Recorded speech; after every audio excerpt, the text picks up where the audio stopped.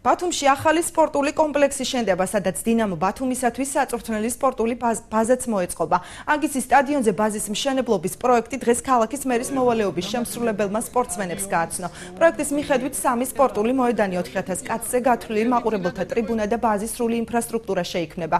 მოწესრიგდება ვენტილაციის, კონდიცირებისა და გათბობის სისტემები, აშენდება მცირე სასტუმრო კომპლექსიც. სპორტული ბაზის შექმნისათვის მერის ბიუჯეტიდან 2,5 მილიონი ლარი დაიხარჯება. ტენდერის გამოცხადებას მუნიციპალიტეტი უახლოეს დღეებში გეგმავს.